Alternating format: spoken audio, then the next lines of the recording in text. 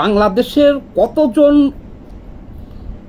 মুজাহিদ বা মাদ্রাসা পড়ুয়া ছাত্র এখন এই মুহূর্তে পাকিস্তানে জঙ্গি কার্যক্রমে জড়িত? বাংলাদেশের জাতির সামনে এখন সবচেয়ে বড় একটা প্রশ্ন আমি ছুড়ে দিলাম, যদিও কেউ এটা নিয়ে কাজ করতে চায় না জঙ্গিদের ভয়ে, যে বাংলাদেশের কত হাজার বা কত শত মাদ্রাসা পড়ুয়া ছেলে পাকিস্তানে জঙ্গি ট্রেনিং নিতেছে বা জঙ্গিবাদে জড়িয়ে পড়ছে, বা আফগানিস্তানে জঙ্গি ট্রেনিং নিতেছে বা জঙ্গিবাদে জড়িয়ে পড়ছে। সর্বপ্রথমে আমি বলতে চাই, কোনো এক সময় বাংলাদেশ থেকে আফগান যুদ্ধে বাংলাদেশ থেকে যে মুফতি হান্নান, যার ফাঁসি হয়ে গেছে, তারপরে এই যে আব্দুর রহমান বাংলা ভাই, অনেকেই গেছিল আফগানিস্তানের পক্ষ হয়ে যুদ্ধ করার জন্য। সে সমস্ত আফগান ফেরত মুজাহিদরা বাংলাদেশে ফেরার পরে এই বাংলাদেশে জঙ্গিবাদ ব্যাপক বিস্তার লাভ করছিল। তার ফলশ্রুতিতে এদেশে অনেক গ্রেনেড হামলা, বোমাবাজি আপনারা দেখেছিলেন। 2001 সালে দেখেছিলেন রমনা বটমূলে বোমা হামলা। তার পরবর্তীতে দেখেছেন দেশে একসাথে 400-500 জায়গাতে বোমাবাজি। তারপরে আপনারা দেখেছেন গুলশানে হলি আর্টিজেনে হামলা। তারপরে আপনারা দেখেছেন যে বাংলাদেশে এই জঙ্গিবাদের একটা বিস্তার লাভ হয়েছে।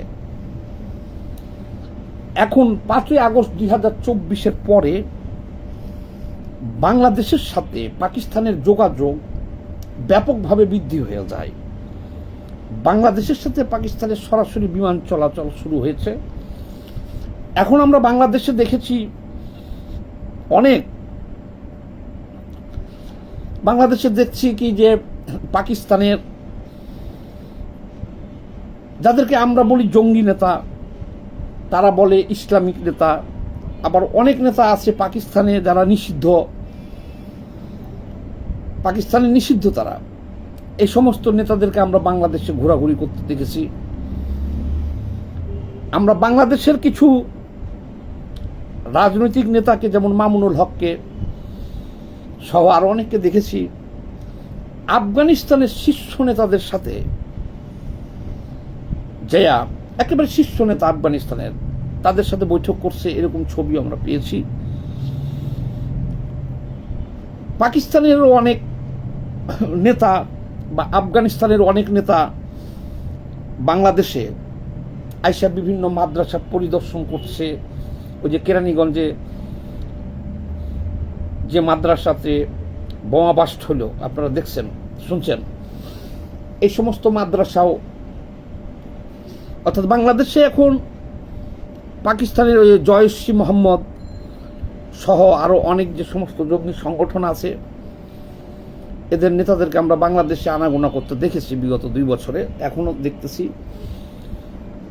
শিবির, জামাত শিবিরের ইফতার মাহফিলে আমরা দেখি পাকিস্তান থেকে আসা তার এখানে অংশগ্রহণ করতেছে, ভালো কথা। এখন প্রশ্ন হলো, কিছুদিন আগে আমরা দেখলাম যে আফগানিস্তানের সাথে পাকিস্তানের একটা, এটাকে বলেন হামলা পাল্টা হামলা, যুদ্ধ তো বলা যায় না, যুদ্ধ অবস্থা আর কি, হামলা পাল্টা হামলা শুরু হয়। আফগানিস্তান হামলা করে বসে পাকিস্তানের সীমান্তে, পাকিস্তান আবার পাল্টা হামলা করে।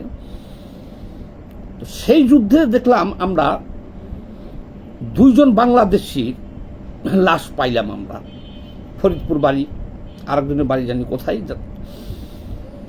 এই তাদের হত্যাকাণ্ডের পরে পাকিস্তান সেনাবাহিনীর সাথে সংঘর্ষে তারা মারা গেছিল। পাকিস্তান সেনাবাহিনীর সাথে সংঘর্ষে, কারণ পাকিস্তানে অনেক জঙ্গি সংগঠন আছে যারা সে দেশের সেনাবাহিনীর সাথেই তারা লড়াই করতেছে। মাঝে মধ্যে দেখবেন পাকিস্তানে মসজিদেও বোমা হামলা হয়, সেনা কনভয়ে হামলা হয়, কারণ এই যে বালুচ প্রদেশ তারা স্বাধীনতার জন্য লড়াই করতেছে। তো পাকিস্তানে অনেক অসংখ্য জঙ্গি সংগঠন আছে। তো পাকিস্তান সেনাবাহিনীর সাথে সংঘর্ষে যখন কিছু জঙ্গি মারা যায় বা জঙ্গি সংগঠনের কিছু নেতা যখন ওখানে মারা যায়, সেখানে দুইজনের পরে একজন তিনজনকে শনাক্ত করে যে তারা বাংলাদেশি। দেখেন, বাংলাদেশি তারা সেখানে জঙ্গি সংগঠনে যোগ দিয়া সেই সংগঠনের পক্ষে পাকিস্তান সেনাবাহিনীর বিরুদ্ধে যুদ্ধ করতেছে। এই প্রথম ওপেন হলো। তারপরে খবর হলো যে বাংলাদেশের অনেক ছেলেপেলেই, মাদ্রাসা পড়ুয়া ছেলেপেলেই বিভিন্ন চ্যানেলে পাড়ি দিয়া যা সেই সমস্ত জঙ্গি সংগঠনে তারা জড়িত হয়েছে। তো সেই সমস্ত জঙ্গি সংগঠনে জড়িত হওয়ার মূল কারণ হলো দিল্লি বিজয়, ভারত দখল, অর্থাৎ ইসলামিক খেলাফত প্রতিষ্ঠার জন্য তারা লড়াই করতে গেছে। তারা কাশ্মীরি মুসলমান ভাইদের পক্ষ হইয়া যুদ্ধ করে কাশ্মীর স্বাধীন করে দেবে। এমনকি দীর্ঘমেয়াদী তাদের লক্ষ্য হইল দিল্লি দখল করা। এরকম অনেক জঙ্গি সংগঠন পাকিস্তানে আছে। কিন্তু সমস্যা হলো কি, যে এই 2 বছরে বাংলাদেশ থেকে ওই 3 জন মারা যাওয়ার পরে যে সমস্ত তথ্যগুলো আসতেছে, এগুলো তো ভয়াবহ তথ্য। যে বাংলাদেশের হাজার হাজার মাদ্রাসা পড়ুয়া ছেলেপেলে ওই সমস্ত সংগঠনে ওখানে যে জড়াইয়ে পড়ছে। গত এই 1 মাসে একটা ছেলে ওখান থেকে ফিরে আসার জন্য, আমি দেখবেন ফেসবুকে স্ট্যাটাস দিচ্ছি, আমার কাছে ফোন করছিল পাকিস্তান থেকে। সে আমাকে বিস্তারিত বলছে যে ভাই, এখন আমি বিগত 6 মাসে বাংলাদেশে টাকা পাঠাইছিলাম, পাকিস্তানি টাকায় 27,000, ওর ভাষাতে বলি, ও যেটা বলছে 27,000। আমার বাড়িতে যে টাকাটা পাইছে 10,000। তার মানে তাহলে পাকিস্তানের টাকা আর বাংলাদেশের টাকার রেট এরকমই এখন, যে ওখানে পাকিস্তানের 27,000, বাংলাদেশে হলো 10,000। আবার সে এটাও বললো যে যদি আমি বিমান দিয়ে বাংলাদেশে যাইতে চাই তাহলে পাকিস্তানি টাকায় 3 লাখ টাকা লাগবে, আর বাংলাদেশি টাকায় 16 লাখ টাকার মতো লাগবে। আর সবচেয়ে বড় কথা হলো কি, এইসব ছেলেপেলেকে বাংলাদেশ থেকে কারা পাঠাচ্ছে ওখানে, কেন পাঠাচ্ছে? এদেরকে বলা হয় যে ইসলাম কায়েমের জন্যে, খেলাফতের জন্যে লড়াই করে জীবন দিলে বেহেশত পাওয়া যাবে, হুর পাওয়া যাবে, অর্থাৎ শহীদের মর্যাদা পাওয়া যাবে। এই ধরনের কথাবার্তা বলে এইসব ছেলেপেলেকে পাঠা যায়। তো আমার সাথে যে ছেলেটা যোগাযোগ করে পাকিস্তান থেকে, ও মানসিকভাবে ভেঙে পড়ছে, এখন সে চলে আসতে চায়। কিন্তু সেখানে হাজার হাজার আফগানিস্তান এবং পাকিস্তান মিলাইয়া ওই সীমান্তে হাজার হাজার বাংলাদেশের ছেলেপেলে ওখানে কিন্তু এই জঙ্গিবাদে জড়াইয়ে পড়ছে। আর এখন এই 5ই আগস্ট 2024 পরে বাংলাদেশ থেকে পাকিস্তান যাওয়া আসাটা ডাইল ভাত হয়ে গেছে। এখন সবচেয়ে বড় সমস্যা হলো, বাংলাদেশি তো 5ই আগস্ট 2024 পরে এটারে পাকিস্তান বানানোর জন্য, আফগানিস্তান বানানোর জন্য বাংলাদেশের যে দক্ষিণপন্থী দলগুলো আছে এরা একেবারে উঠে পড়ে লাগছে। মুক্তিযুদ্ধের যত স্মৃতিচিহ্ন ছিল সব ভাঙিয়ে ফেলছে। 72-এর সংবিধান তারা ছুঁড়ে ফেলে দিতে চায়, আগুন লাগিয়ে দিতে চায়। তারা 71-এর আগে ফিরে যেতে চায়, বাংলাদেশটাকে পাকিস্তান বানাইতে চায়, বা বাংলাদেশে আফগানি শাসন কায়েম করতে চায়। এই লড়াইটা এখানে চাঙ্গা হয়েছে 2 বছর ধরে। কিন্তু এখন জাতির সামনে প্রশ্ন হলো যে এই যে হাজার হাজার ছেলেপিলে ওখানে ট্রেনিং নিতেছে, মুজাহিদদের ট্রেনিং নিতেছে, জঙ্গি হিসেবে ট্রেনিং নিচ্ছে, জঙ্গি খাতায় নাম লেখাইছে, এরা যদি বাংলাদেশে ফিরে আসে তখন বাংলাদেশের পরিণতিটা কি হবে? তখন কি বাংলাদেশ পারবে এদেরকে ট্যাকল দিতে? পাকিস্তান সেনাবাহিনী তো পারতেছে না। পাকিস্তানে কয়েকদিন পর পর সেনাবাহিনীর কনভয়ে হামলা করে হত্যা করতেছে, মসজিদে হত্যা হতেছে, বোমা বাস্ট হইতেছে, কত কি হইতেছে। এদিকে বাংলাদেশটা আমরা শান্তিতে বসবাস করতেছিলাম। তাহলে এখন সরকারের কাছে আহ্বান জানাবো এটা একটু দৃষ্টি দেওয়ার জন্যে, যে আমি যে ছেলেটা আমার সাথে যোগাযোগ করতেছে চলে আসার জন্য তার মন ভেঙে গেছে, তার কাছ থেকে অনেক তথ্যই পেলাম। সে বলতেছে বাংলাদেশে বলা হয়েছিল যে উচ্চ বেতনও দেওয়া হবে, আবার শহীদি মর্যাদা পাবে, অনেক অনেক অনেক কিছু স্বপ্ন দেখায় নিয়ে গেছে, কিন্তু সেখানে কোনো বেতন দেওয়া হয় না। যে শহীদি কাফেলায় নাম লেখাইয়া এই জঙ্গিবাদে জড়াইছে তাকে বেতন দেওয়া হয় না। মাঝে মধ্যে বাসায় ফোন দিতে পারে, তাও আবার তাদের সামনেই।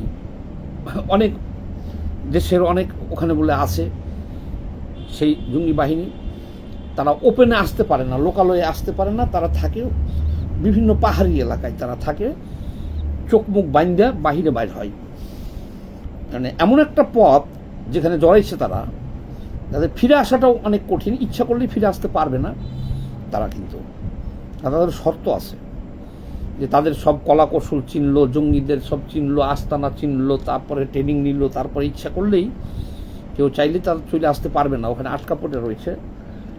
কিন্তু ভবিষ্যতে তো আসবে, তাহলে ভবিষ্যতে যদি এই জঙ্গিবাদটা বাংলাদেশে এসে ঢুকে তখন কি হবে আমাদের অবস্থাটা? ও হ্যাঁ, ওই যে ছেলেটার কথা বললাম আমার সাথে যোগাযোগ করতেছে, চলে আসতে চাই,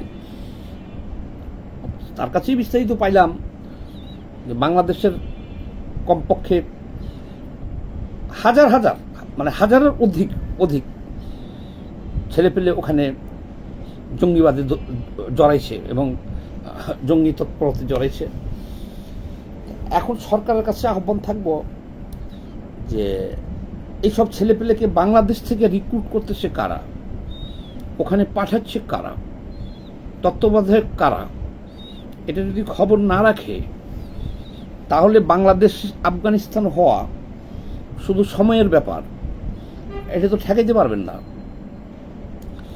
বাংলাদেশ আফগানিস্তান হওয়া একটা সময়ের ব্যাপার হয়ে দাঁড়াইছে যদি হাজার হাজার বাংলাদেশের ছেলেপেলে ওখানে যে ট্রেনিং নেয় এবং এই সমস্ত জঙ্গিবাদে জড়ায় যায়। আমি সরকারের কাছে আহ্বান জানাবো যে আমার কাছে যে তথ্য আছে, আর সবাই তো দেখতেছি যে কারা পাকিস্তান যাইতেছে, আফগানিস্তান যাইতেছে, প্রকাশ্য যে সে সমস্ত জঙ্গি নেতাদের সাথে বৈঠক করতেছে, কারা তাদেরকে নিয়ে আসতেছে বাংলাদেশে বিভিন্ন অনুষ্ঠানের নামে, তারাও আসতেছে। তাহলে এগুলো যদি সরকার এতদিন ছিল, বিশেষ করে বিশ্বের সুদখোর হারামজাদা ডক্টর ইউনূসের যে সরকার আমলটা গেল, এখানে কিন্তু বাংলাদেশে দক্ষিণপন্থাদের বা জঙ্গিবাদকে একেবারে মাথাচাড়া দিয়ে উঠছে এরা বাংলাদেশে।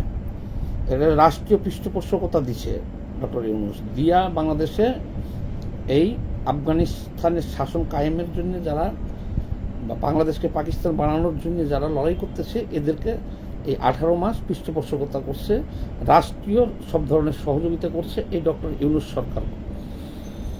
করার কারণে দেশে এখন একটা ভয়াবহ অবস্থা।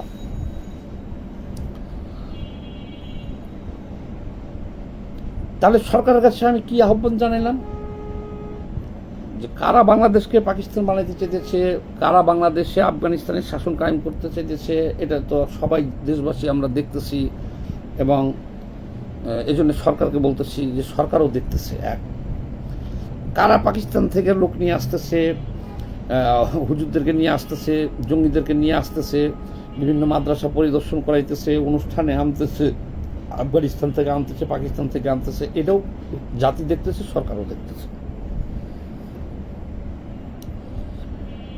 3 নম্বর প্রশ্ন, কারা বাংলাদেশ থেকে এই সমস্ত ছেলেপেলেগুলোকে রিক্রুট করে সেই জঙ্গিবাদে জড়ানোর জন্য পাঠাইতেছে, সেখানে তাদের জীবন নষ্ট করতেছে, এটা তো সরকারের খতিয়ে দেখাটা উচিত। যদি সরকার না দেখে তাহলে সামনে এমন একটা দিন আসছে যে এই সরকারকেও খেয়ে ফেলবো, আর বাংলাদেশকে আফগানিস্তান বা পাকিস্তান হওয়ার হাত থেকে ফেরানো সম্ভব হবে না।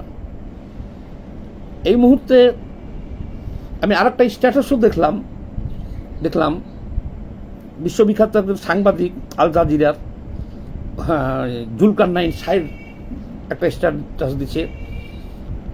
আমি অবশ্য তার আগে স্ট্যাটাস দিছি যে আমার কাছে ফোন করতেছে, পাকিস্তান থেকে একজন চলে আসতে চাই, আটকা পড়ছে বাংলাদেশ থেকে জঙ্গিবাদে জড়াইয়া। আর উনি দেখলাম পরে স্ট্যাটাস দিচ্ছে যে আপাতত বাংলাদেশ থেকে পাকিস্তানের সরাসরি যোগাযোগটা বন্ধ করে দেন, না হলে কিন্তু দেশ ভয়াবহ বিপদে পড়বে। অর্থাৎ তার কাছেও অনেক তথ্য আছে। এরকম তথ্য আমরা বিভিন্ন জায়গা থেকে পাইতেছি। এই জন্যে সরকারকে এই ব্যাপারে দৃষ্টি দেওয়ার জন্যে আহ্বান জানাচ্ছি। সবাই ভালো থাকবেন, আর এই ভিডিওটা একটু বেশি বেশি করে শেয়ার দিয়ে দিন।